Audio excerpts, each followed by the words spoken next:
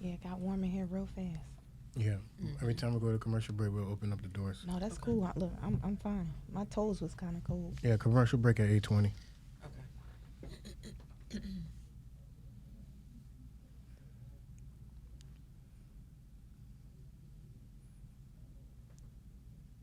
Or putting the disclaimer up.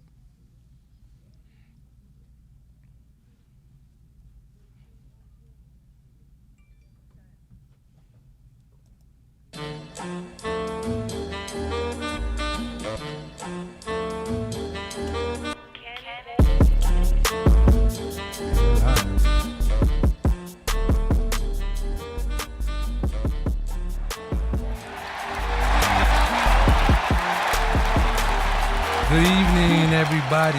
Dwyane Wade Sr. To my left, Mr. Michael Gardner. We have our host tonight, Niji, and then we have our other host tonight, also Nikki. Give it up for our guest today. Also on the board, my main man, G. Oh, another G, one. take it away. Another one. You tune into the Wadedifferent Live.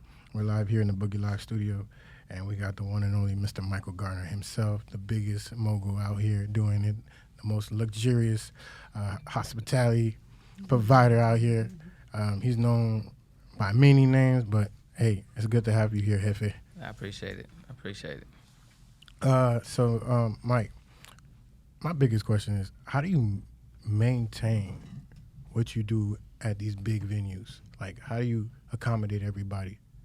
Like, Well, I won't say I accommodate everybody, but I try to accommodate those that I can actually touch. But I've been doing it for so long. I'm going on 18 years now, so I'm kind of know how to maneuver and keep everyone that I actually can touch, keep them happy.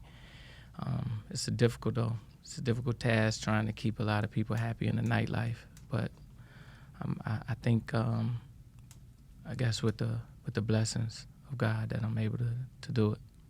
that's a wonderful thing. He has a real meek and soft voice. Yeah, I was just you hear gonna that? say, He 'cause I'm like- he's more meeker than you, my brother.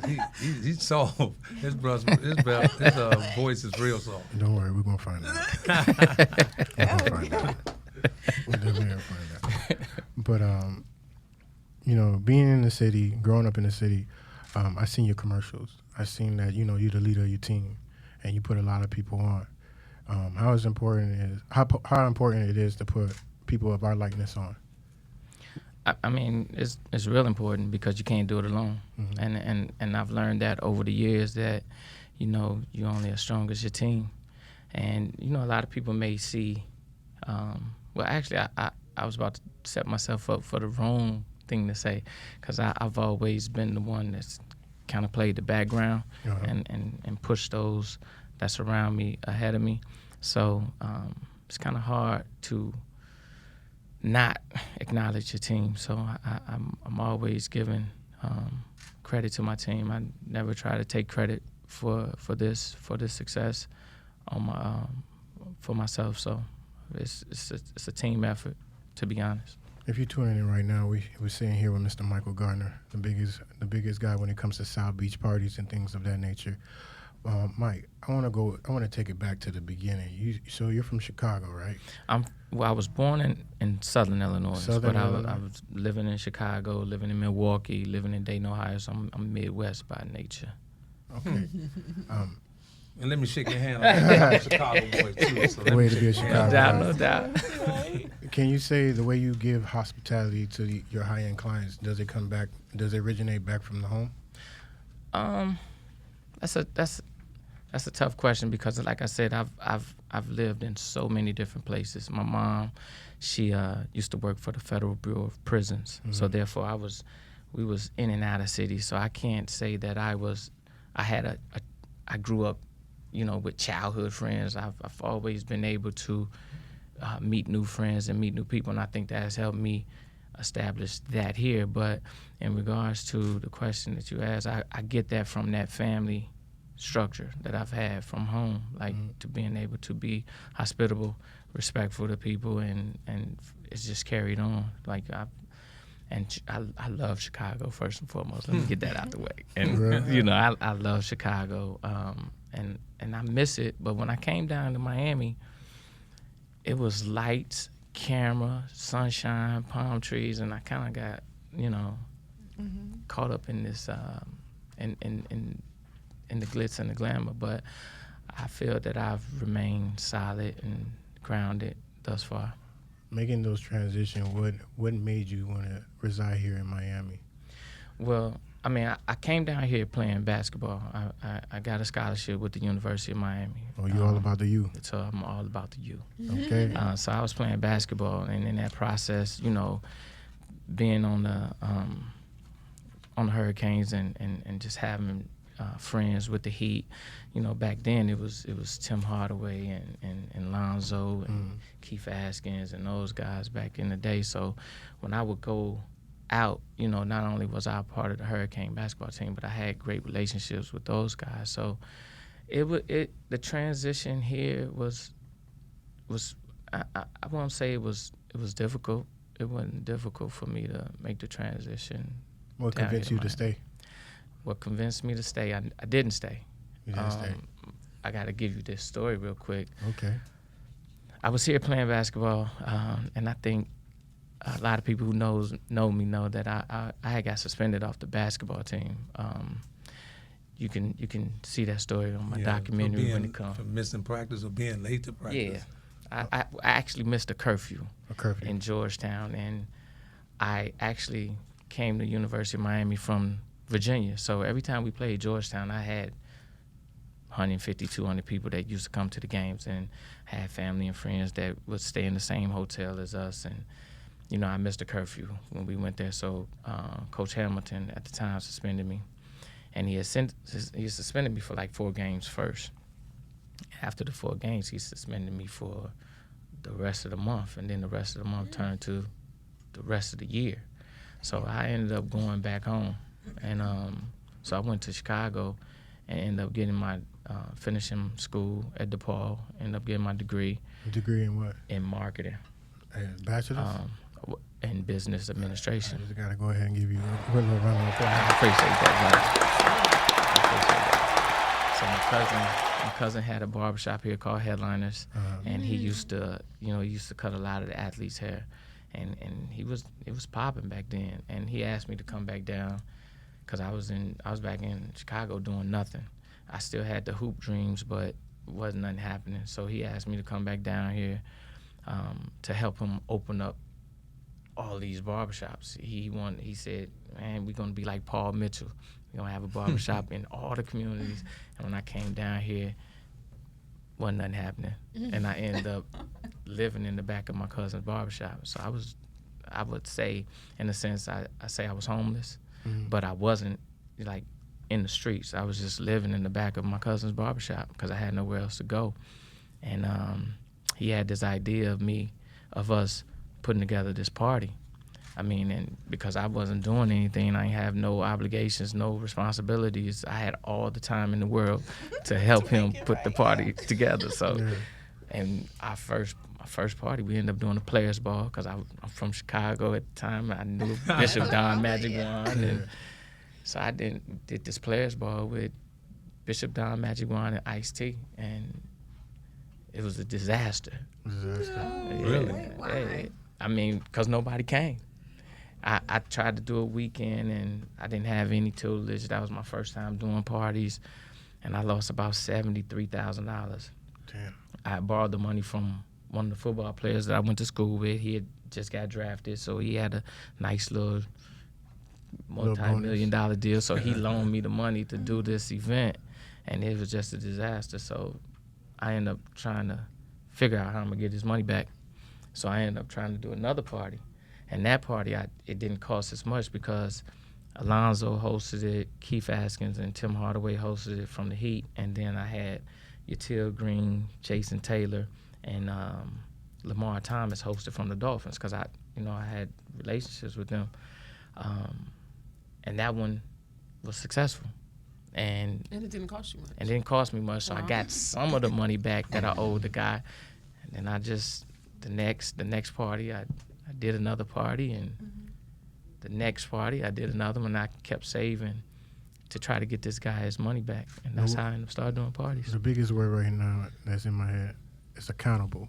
You hold yourself accountable. 100%. How important that word is in the industry, because I feel like some people say a lot of people don't hold themselves accountable when they make a mistake, but you definitely lived up to your word. Well, I think for me, it's because I know where I come from, and I know the struggles that I've been through, and I know that I always use this analogy that the people that come and support the parties, they come because they want to come. It's not because they have to come. So I owe, a great deal of respect to the people that actually support the parties, because it's not like I'm selling gas or anything like that. Like, I need the people. The people don't need me. So, and with that comes the accountability, because you gotta be accountable for those that actually come to support you, and you want to give them the best possible experience possible. So, for me, I'm always gonna take responsibility for my actions. Sound like a Chicago boy to me. And I think Gary kind of threw you under the bus real quick, because he made you come out with all the stories real quick. I know. Right. And we kind of wanted to ease you into them. So you don't mind if we can reverse. We reverse it a little bit. No. So we're gonna do this real quick, and then we're gonna come back, and all of us is gonna ask you some more questions about Michael Gardner. Okay. Well, right now we're gonna find out a little bit about Niji and Nikki. So Niji, tell us a little bit. Give us a bio, just a small bio about I know, you. right? A small bio. Yeah, because you have a lot of things going on. I always start off with I'm a mom of 3. I'm an actress here in South Florida. I've done stage plays from the James L. Knight Center to Miramar Cultural Arts Center. I've been in productions for HBO, Stars, Telemundo. I do a lot of work with Telemundo. No, I do not speak Spanish, but I am an English-speaking actor on a lot of their shows. I've done radio for quite some time. I've had my own show as well for about 5 years. I enjoy interviewing new people, all the time, because you learn something new each time. If it's their story, their background, where they're going, something that they can leave with someone else, because, it's different. It's almost like with your kids, you can keep talking to them. Sometimes when they hear it from someone else, it's almost like it's stuck with them. So that's why I like, kind of interacting with other people. I could keep going. It's okay. I can pass the mic. We're gonna pass it to Nikki, so we can get Nikki's bio in. Hope it ain't as long. No, I'm just kidding. Let's go, Nikki. Okay, so I'm originally from Philadelphia, Pennsylvania. That's where I was born and raised. About 7 years ago, I moved to Atlanta, Georgia, opened up a sports bar in Atlanta on the south side, Legend Sports Bar, out Buffington Road, College Park. And then, let's say about fast forward 4 years into living in Atlanta, I felt like I couldn't do anything with Atlanta. Atlanta's like the Black Hollywood. I'm thinking that when I came down there, a lot of people, they put on a different perception for social media. So, I'm thinking that there's a lot of money down there. Come to find out, there's a lot of scamming. So I had to get up out of there. I felt like I couldn't make money in Atlanta. So I was in a relationship in Atlanta, and then we moved to Miami together. And in Miami, my ex was like in the music industry and stuff. So I had owned 3 schools in Philadelphia and a sports bar in Atlanta. And then when I came to Miami, I wanted to do something different. So I'm in real estate now. I work for Nest Seekers International. Well, we're actually going to get back, and we're going to ask Michael Gardner a lot of questions. We're going to let you and Niji ask him some questions, and we're going to make this exciting for him. I can ask them some questions too. You can ask them some too. Yeah, you can ask them some too. So for our audience, if y'all just tuning in, we're talking to Mr. Michael Gardner. No, none other than Mr. Michael Gardner. He's our special guest today. He's the South Beach and we let's get into a commercial break. So we'll be right back. We're going to take a quick break. You are listening to The Way Different. You're watching The Way Different, so like and subscribe, and we'll be right back.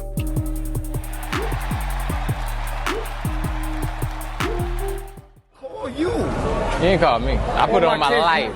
Don't do that. Don't do that. Look, don't do that. I'm just saying. Okay. Let's say you ain't get it. He's notorious for that. Don't even pay him no mind. Listen to this. I'm worse with his phone. Listen to I this ain't gonna nigga do no right here. rapping. He the worst with his early this morning. Damn, baby. He don't even turn my text. You called me this morning. You know where I was this morning, Yeah, though. you probably was in church. There it is. Hold up. Just show him the evidence. Now I'm trying to find it. Hey, man, stay out of this third party. Let's see, because I want to see myself now. Oh, you always want to see. What that say? Yesterday. Yeah, we Okay, 12 o'clock. let me see the day, though. What do you mean? I mean, what time was it? Let me see the calendar. Yeah. 106. I was in church, man. Shit was off, yeah. Mike, what's up? You know when you're in church, you don't see missed calls when you get out. Nah, you got this. It was off. Man, you got to turn. This nigga here, man. God dang. Don't even get no service. I have Wade Sr. here, Dwyane Wade's dad. He has a charity game coming up. He has a whole charity weekend actually, and he's doing a basketball event. So he's doing to help him. Father's Day weekend here in Miami. I don't know how many of y'all have ever known anything about me doing the Father's Day weekend, but I've had a not-for-profit for 37 years. Actually, I'm coming up on 38, and we do Father's Day every year. It's called Pro Pops Foundation, dedicated to bringing father and children back together worldwide.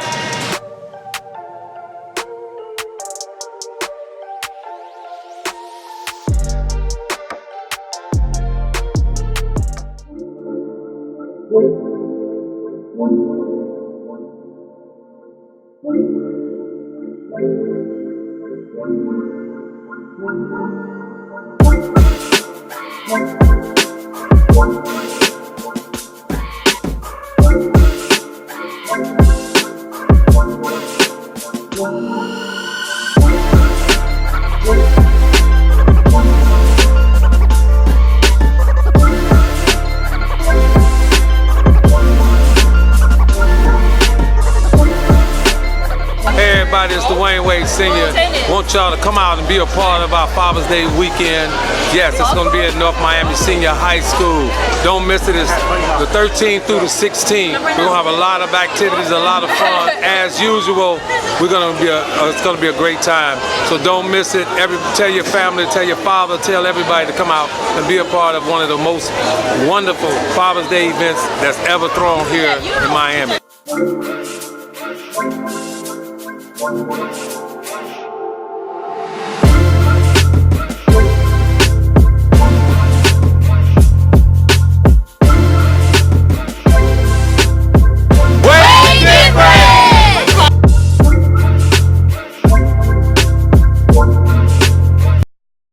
On the Wadedifferent Live station right here in Boogie Live Studio. So, Okay, so did y'all hear that Junior Mafia had reunited yesterday for Biggie's birthday?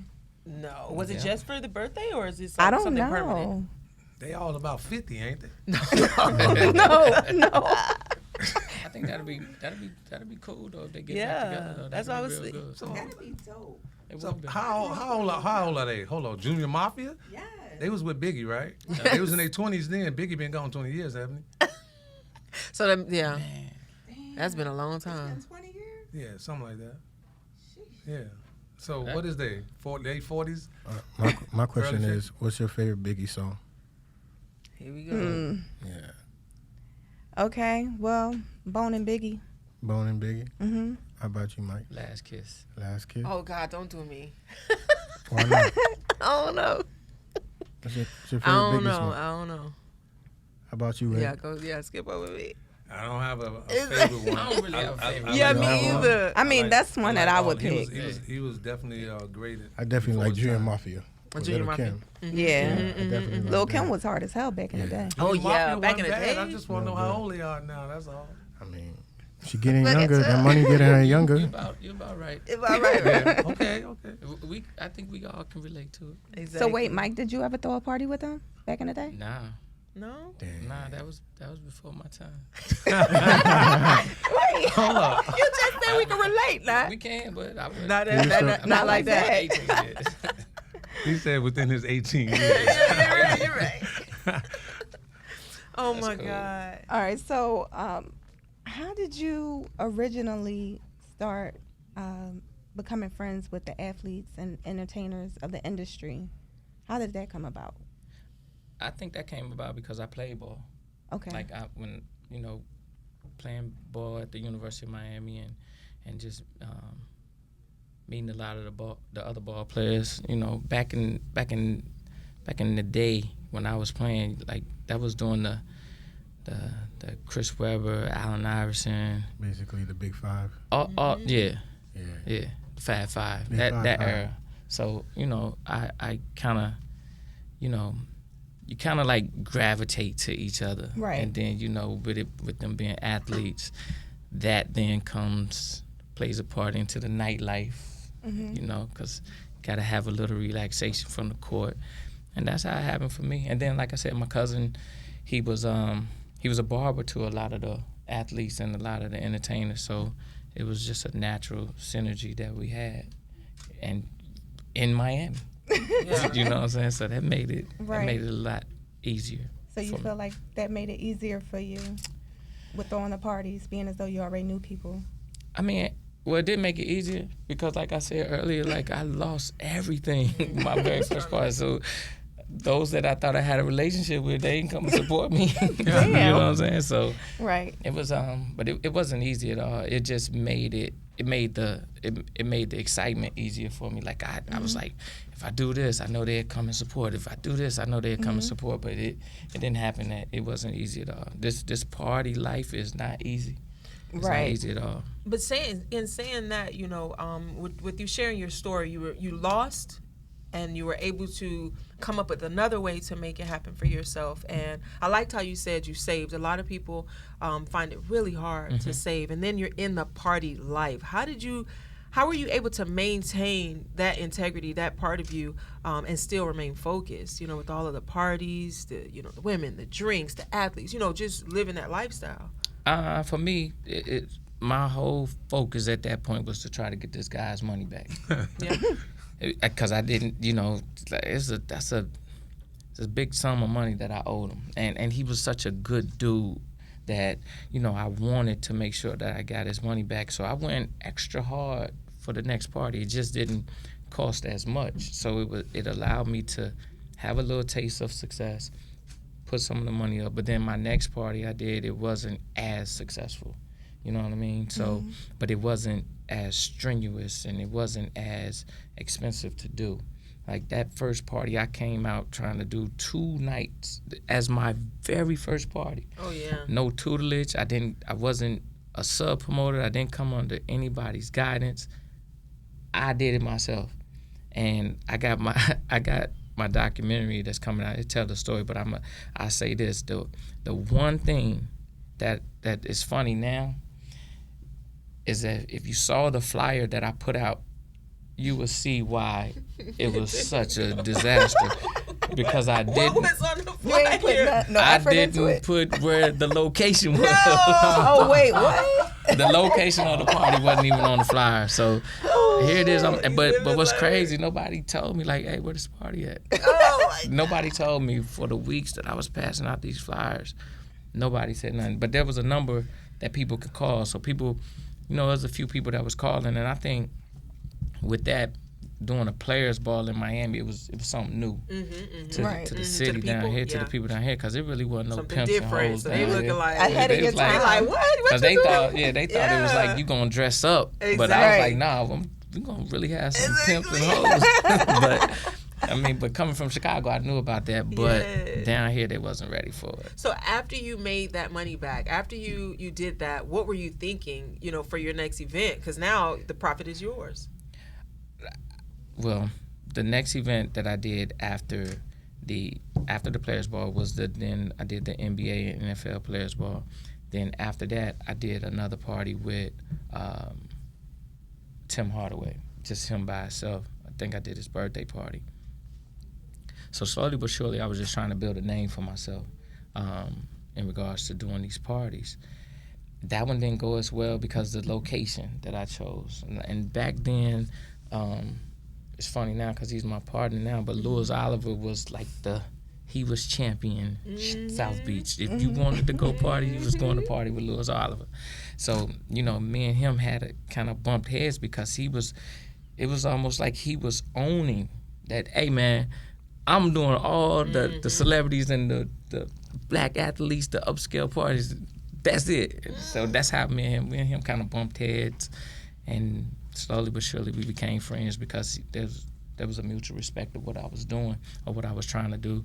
And I was telling him, like, man, you already made your money. You was a football player. Let me live. Let me live. So, Elquay, I have a question about you do an Overtown Festival, correct? Mm-hmm. Why don't you tell us about that? Because not a lot of people know what you do outside of the nightlife. Correct. The Overtown Music and Arts Festival, we're going on our 6th year this year. This year is Saturday, July 13th. Okay. And what it is, it's a free festival that we do for the community. I mean, we have arts and crafts. We have a kids zone for the youth. Oh, that's dope. And it's kind of catered around R&B. So some of the past performers we've had was Eric Benet, CeeLo, Keisha Cole, K. Michelle, Music Soul Child, John B, Maya, Carl Thomas, Case. Like so, that's the tone, that's the vibe. The vibe is like a family oriented event, and Sounds it's free. really nice. And it's real I gotta free. come. Yeah, you should come. Yeah, I gotta get the information on it. So you never been to the Overtown? I never been. Yeah, It's really nice. I'm a saver. I just found out about it last year. You gonna give her a pass, Mike? Yeah, Yeah, we'll give her a pass. No, right? I'm coming for sure. You know, because she comes to the parties, so. Oh, but she don't miss the Now party. I'm gonna start holding people. Hey man, you come. Hold them accountable. You got to come to the Overtown Music and Arts Festival. You got to come support because that the community. Right. It's.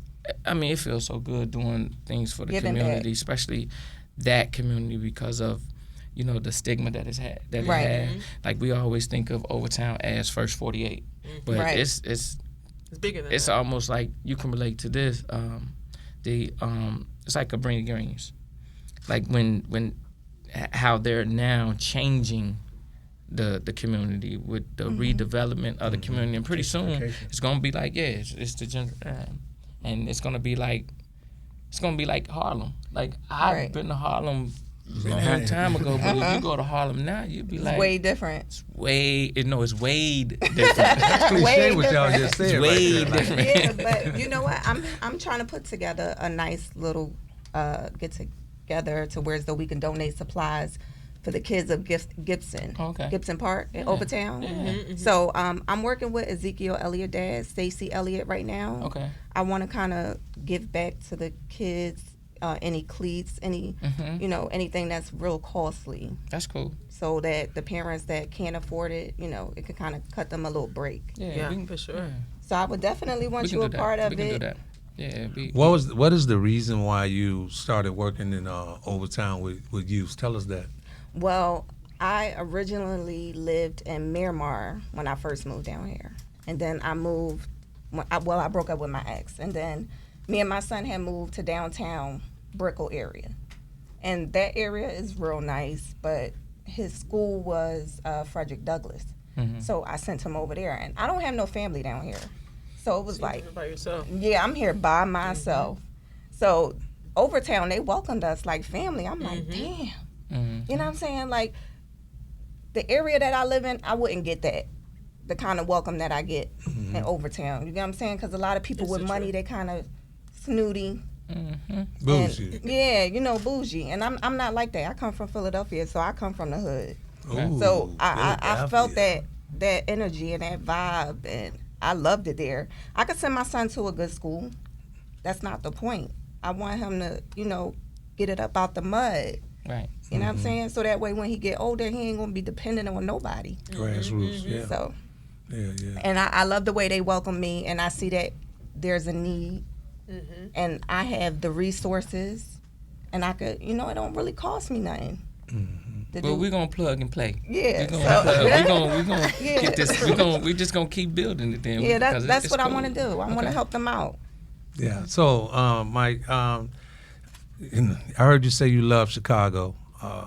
Two things I want to know about that. What do you love so much about Chicago in light of all of the bad things that's happening and not a lot being done about it, especially when Obama was president and he was from Chicago, and I don't see where he really did anything to limit what's going on in Chicago. How do you feel about that, what's going on? And tell us why you love Chicago. Well, I love Chicago because of many reasons. One, I have a lot of family and friends there. I love the change of seasons, and to be honest, like just I can say it. I love the blackness in certain areas of Chicago, and I love how we are able to, put our best foot forward, especially in Chicago, because there's so much against those in Chicago. So when they're able to come out, like, because I stayed in Markham out there by Robbins. So it's just I don't know, it's just something that's in me, and that I love Chicago. And every time I go back, I always feel like I'm supposed to be there. But I've been so far removed from Chicago, like it's like a new city to me. Like, I went a couple years ago and I went to the Bean, and I was like, damn. The bean wasn't here when I was here. Like, so it's a lot of different reasons of why I like Chicago. But then the negative of it is I don't think they're giving us a chance. I don't think they're giving our youth a chance, even though a lot of that responsibility is still on us. But just like when you mentioned Obama, I don't want to make this too political, but I kind of agree with what you said and some of the things that I think he could have done. But it's easier said than done. It's easy for us to say that, not knowing the pressure and the situations that of what he can and what he can't say, and what he can and can't do. Now, we thinking that, okay, he's the president, he got the power, he can do this, but do you have those that's behind, hey man, and so I think let's just say policies. Yeah, I think that kind of restricted him from doing a lot of things that I think in his heart he wanted to do it. He just didn't have the support to do it. You have a son, right? I got a son. And he's everything to you, right? Everything. So the reason why I brought that up is because, when you said you love Chicago, of course I love Chicago, even though I don't want to go back there to live. Right. And you neither, I don't think. And then I brought it up because of I think that more fathers need to get involved in the communities in order for the senselessness to stop. And if we don't come together as fathers, then we don't have a chance, because we're losing our children because we're not being fathers. Correct. Like whenever a father is in the house, when there's two parents in the house, the kid have a better chance of succeeding. When there's one parent in the house, the kid has a better chance of going out and succeeding in the streets. And so for that reason, I asked you that question, because I think it's something that me and you and a lot of more dads from Chicago can do to bring about some kind of unity and stop all the griminess that's going on. And that's what we got to get to. We got to figure out how me and you and everybody else that's from Chicago, that left Chicago, that goes back to Chicago, how can we do something to help fight the crime and get our children back to where they need to be? Right. And I think it's just cause we was having this conversation yesterday in the office in regards to the parents and the father figures and things of that nature. I didn't have both parents, though. I had my mother and my father. They didn't live together, shall I say. I had a great relationship with my father. I had a great relationship with my mother. But I lived with my mother. But you're right. My father was present in my life. And I think that's one of the things, and that's the balance that's missing with a lot of the youth, especially in Chicago. There's no guidance. They're having kids at such a young age. They haven't been able to really mature, to give guidance to the kids, and all the kid knows is what they see from their parents, and because the parents hasn't fully developed, they lost. And then you have a lot of the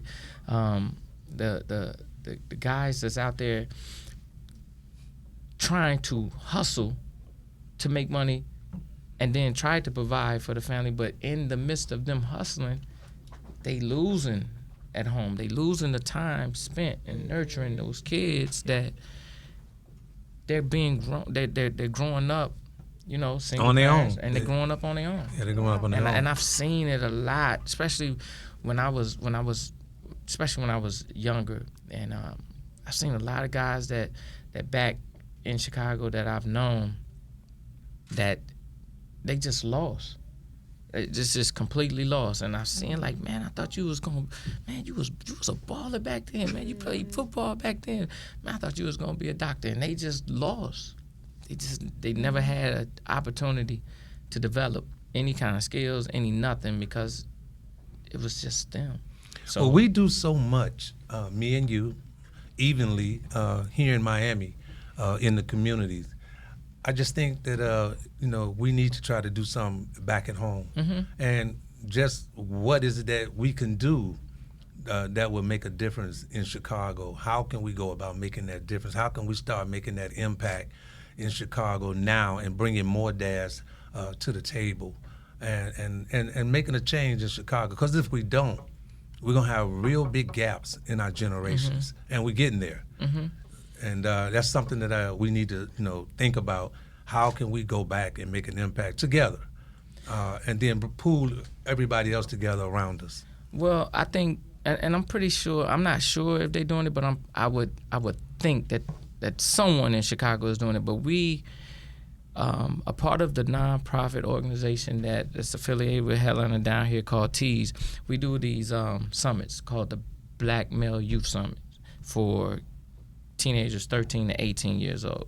And we just have seminars, programs, and I think it really starts with just trying to reach them, just trying to communicate with them, and connecting with them so they can understand that someone do care, and that's what we're doing down here. Like, I would be 100% excited about doing that in Chicago, doing that back in Centralia where I was born, doing it wherever there's a real plight for the young black male, because like with everything, like you see how they really trying to take our culture from us, and if they take it, we ain't gonna have nothing to fall back on. So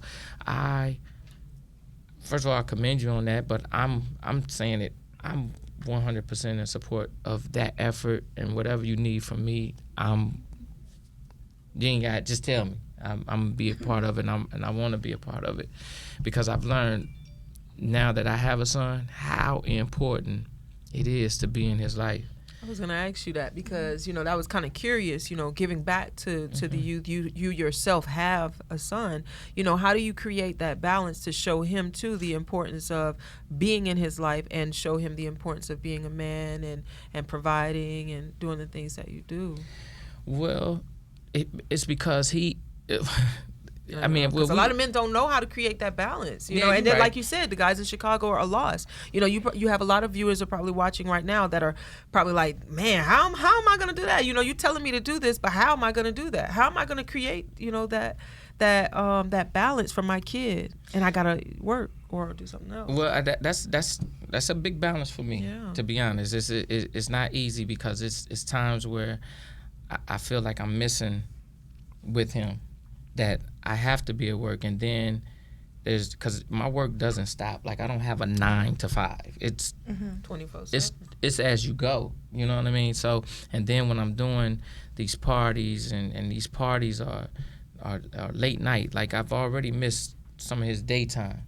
Then I'm missing his nighttime. But I try my best to spend as much time as possible with him. But during that time that I can spend with him, like, he is aware of who his dad is. He's aware of what I do, and he knows, the responsibilities that I have to our family. And, the only thing that I wish right now as a kid, they are so attracted to these phones. Technology. To technology. Like, he's getting so much from YouTube and from these phones. Like, so But it's kind of That's almost in another the thing. same way that, I mean, you know, I grew up in a single parent home. You know, my dad, I didn't know who he was. I met him once when I was 13, you know, met him again when I was 26, you know. So I don't really, it was just my mom and 6 of us. Okay. So I'm the oldest. I'm always in the house. I'm, you know, cooking, cleaning, or I'm getting it from the TV. You know, for some of these kids, you know, after they're done their homework, nowadays it's the video games. It's a video game. Or these, you know, the cell phones, like you said, your YouTube or some other outlet, social media or something like that. I don't know. Yeah, technology changed everything, for sure. Because we didn't have that back in the day. Nah, I had a flip phone and a pager. I didn't even have that. I had that, but how do you take your Yeah. phone? You take the phone from the kid. Now what happens? Exactly. I mean, it'll be tough for us though too. Cause See, I had a hand in raising 12 kids, but we didn't have phones. We didn't have all that, you know, new wave stuff. We didn't have social media back Right. then, so I slipped past all that. Y'all have to deal with that now. Yeah. So you're raising kids. You're raising kids. How do you deal with taking the phone from them when they're doing? Maybe say they're not getting their grades the way they're supposed to be getting. Do you take their phone from them? Are they on social media too much? Do you take their phone from them because they're always in that phone? What do you do to limit them from always being on the phone, always being in social media? Well, my son, and he's 6 years old and has a cell phone. Which They is smart crazy. though. They super smart and today. he knows how to navigate the phone. Better than you. But the one thing about his phone is that he always forgets to charge it, so it's always off. So that helps me. I know a Take lot of away people the like phone. that. Yeah. It helps me with not the phone, No but it's comment. more or less now his TV and him going on YouTube. But it's as simple as I try to implement some of the old school ways, like my father. I'm just gonna turn the TV off. I'm gonna take it from him. He's gonna cry. He's gonna do all the little things, and then I'm gonna do what my father do. I'm gonna chastise him and try to put some fear in him. But it's hard now. It's hard, and that's why, you know, knock on wood, I'm blessed to have one child, and then I say I'm one and done. Yeah. Damn. It's a lot of work. It's One not and done. easy. It's not easy. Because it's hard raising a child in this not society easy. right now. It's Especially just a tough. boy. Well, if you're just tuning in, we're talking with our guest, our special guest, Yes. Mr. Michael Gardner from Headliners Market Group. Real quick, before we get off of that subject, kids, when I said I had a hand in raising 12 kids, and I just want to say the parents today, they're scared to chastise the kids in a way that will, I guess, that will change the way the kids view them, I believe. Because when we was coming up, the way we chastised kids was, hey, you going to get your butt whooped. Yeah. Or you can't go outside. And quiet as it's kept, I take food out your mouth. But it's laws now. I was just There was gonna laws say, back then. No, but it's laws listen, definitely. It's now. You bigger cannot- laws you now, can't but You even put a mark on them. No, you can't. Yeah, we know all that, but it's another way to parent kids and still be strict and stern and still show them that you love them. Because Right. think about this, Michael is always doing something, and that might be a downside. Michael's always doing something with special guests and people of you know, greatness and all that type of stuff, and the kid could feel some type of way that he don't get to Enough see his time. father. Yeah, he don't have enough time seeing his father, and that right there turn a kid against you. So, with that said, how do you get that time back to him that's missing? How do you equal that time back? You can't get it back. What? I can't get it back, and you know, because yes, I have my son, but I also have 2 daughters. I'm still with my son's mother. We're together now, and she had 2 girls. So I have a 6-year-old son, a 15-year-old daughter, and a 22-year-old daughter. Nice. So it's spaced out. However, when the time that I've lost, trying to provide for home, I can't get it back. So I try to put myself in a situation to where, like let's say, I go so hard, like, for Memorial Day weekend coming up. I go so hard for Rolling Loud weekend. I go so hard for Art Basel. I go so hard for the festival in July. When I get that break, I try to make it about them, because during the time that I'm doing all this, my son, the youngest daughter, she's in school, so that time is lost with them. You can't get it back. You can't, because I look at my son sometimes like, damn, when did you get that tall? Or, man. So would you say you got a good support system? I got a good support system because my family, our family is they in tune with everything. Like my mom, if it was up to my mother, I would never have my son. But she's not here. She's back in Illinois, and then, just my whole family is they really supportive of what it is that I do, and they be. Oh, they see your vision. That's what it is. And I think that's what makes you go. See, when people see your vision, that's what makes it a lot easier. Yeah.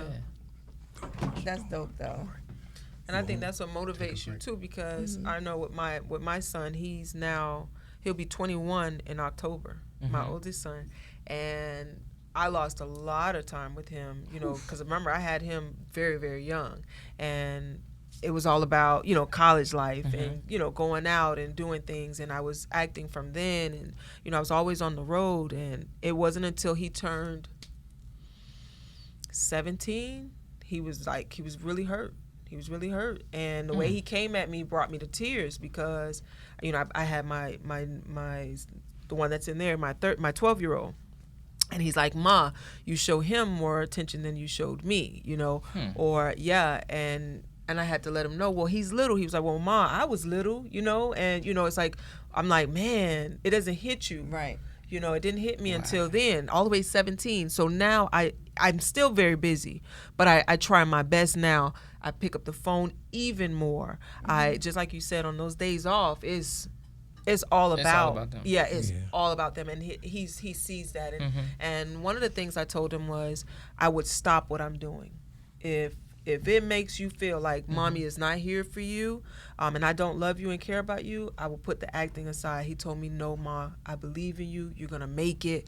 He was like, don't give up, please. And that moment on, it's been, it's like. I think we all can relate to that. Well, I was going to say, you know what I'm saying? That. Yeah. We all can what relate I would to tell that. today's youth now is definitely wait until you get established. Yes. You know what I'm saying? To think about having children, because if not, you're going to have to sacrifice a lot while they're growing up. Yeah, And well, if those you're just tuning in, I'm sorry, but if you're just tuning in, we've been talking with our special guest, Mr. Michael Gardner of Headliners Market Group, and we're going to take a break and be right back with the closing. You're watching The Way Different, so like and subscribe, and we'll be right back. Come down. All right, so listen.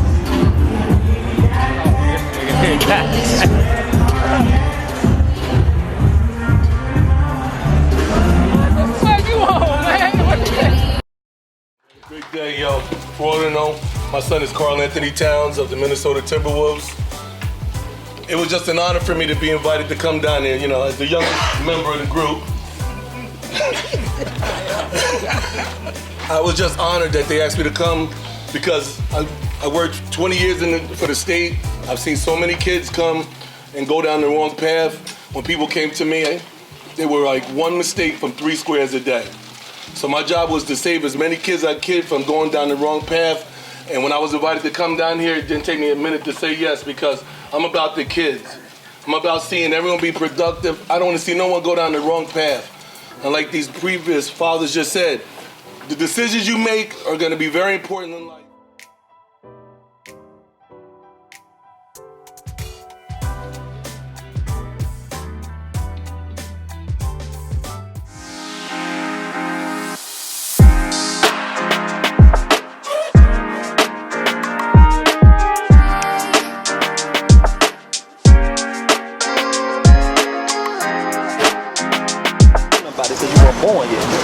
this is a tour that you need to be a part of. It gives the rich culture and the history behind overtime.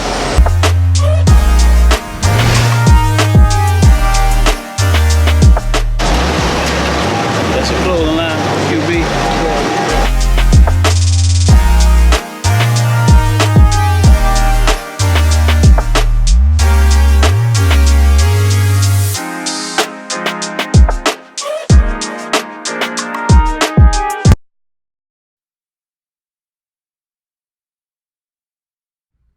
And we're over at 9, right? Live right now. We're back with the Wadedifferent show, Wadedifferent Live. To my left, Niji. Yes. In the middle, the man of the hour, Mr. Michael Gardner. And to his left, Nikki. Yep. And my managing partner, Mr. Gary G. I call him Gary G. Thank you. AKA Barry White. Yeah, I was just gonna say that put the storm. headphones on. What is That's it? what The night storm. Yeah, he talks real low. You know. I like so, it. Go ahead. For Niji, Yes. acting, plays, Yes. movies, kids. What's next for you? Oh, you know, I wouldn't say there's so much. I want to do. I want to write books. I want to put on productions for kids, for even young adults. You know, that have lost their ways. You know, that have talent, that want to express themselves. You know, I would have always wanted to open up not like a cultural arts center, almost a performing arts center, but I wanted it to be open for them so that if they wanted to become rappers, singers, play instruments, you know, I wanted it to be something real creative and give back to these kids. You know, I would like to, you know, write. It's so many things. You know, I'm not limited at all on where God is going to take me. You know, I just have to keep moving forward. You know, I've had a lot of oppositions. I've had a lot of, you know, things come up. I've even told you sometimes I've gotten so far with an audition and it's like a really big role on whatever show, main character, and it's me and one other girl, and the director looks and he's like, oh my God, you're so talented, you're a beautiful girl, but I don't like the gap inside your mouth or your teeth. You know, something small like that can cost you, you know, certain things, but it doesn't limit you, it doesn't stop you, you know, you just keep moving. So I think if this is the road that God wants for me, you know, once my doors open, either with the acting or, you know, how I'm, you know, doing my interviews, once those doors open, I can open up a lot more doors. Even for my kids, you know, they want to do T-shirts. One wants he wants to cut hair. Yeah. So I would like to open up those establishments for them and allow them to be those young entrepreneurs and give back to kids that they know, you know, so that someone can look up to them. But, oh man, I'm like bubbling on the inside. I'm ready, God. Come on. I heard that. Nikki. Yes. Your turn. What's next for me? What's next for Nikki? Well, I told you I wanted to do the Overtown giveaway. That's what I'm starting to work on already. And that's a major thing for me right there.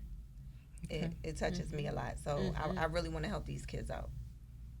So that's what's next for me. Other than that, I'm not too good with the TV thing. I don't like the flashy lights. I'm more of a Mike Gardner. I like to play the background and just, you know, be low key about mine. Yeah, he does be in the background a lot. Yeah. Even though he has I like so the many. background. Yeah, he has so many people pulling at him in different directions. And Mr. Gardner, since you have so many people pulling at you and you've made so many relationships with so many special people, what's the downside of having all that pressure? The downside is really simple, trying to please everyone. It's simple, and it's hard to please everyone because everyone have a different way they may touch you, and trying to please everyone is very difficult in this business, and it's just tough because you want to keep everybody on the even playing field, but it's a big difference, and it's just trying to please everyone. What's next for you after the party? Life is all over. This is my motto from here on out is ownership. That's so important to me as much as it is to our community. We have to own, not be a part of. We got to own it. So for me, everything moving forward is about ownership. I'm trying to position myself to where I can own it. I want to, I don't own Live. I don't own Story. I don't own a lot of the venues that I do. I make them so much money. That venue can be like, all right, we don't need you no more. Luckily, I have great relationships with those, especially at Live and Story, that there's a great deal of respect. But just for the generation and for my son coming up, I want to show him ownership. Like my family, my mother, my father, people around me, we didn't have those that was real big on ownership. I want to get back to that, to where we own it.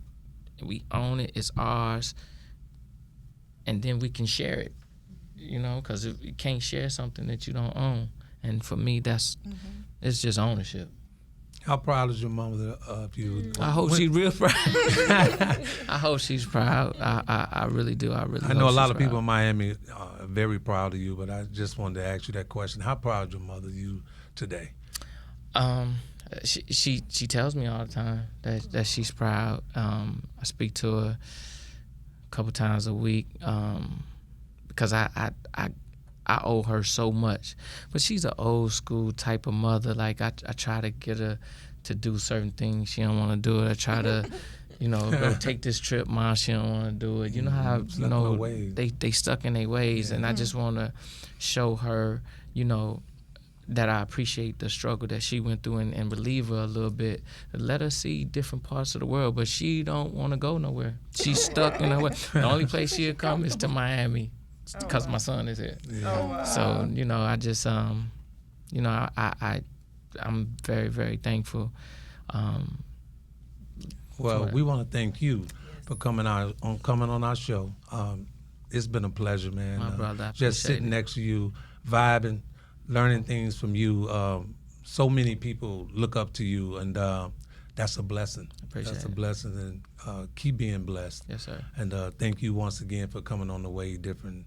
Niji, we want to thank you for coming on the Way Different, and also you, Nikki. Hope to have all of y'all back one day, and let's push all our people to the Way Different show. Yeah. And continue to vibe together, partner together. And that's it for us. If it's news around the world, then it's probably being heard right here on the Way Different Live. Tell your friends to share us. And don't forget that every Wednesday at 8 to 9, you can look at the Way Different on YouTube. So subscribe to Way Different. Subscribe to Way Different. We'll see y'all next time. From me and my colleagues, good night. Good night. Good night. Thank you.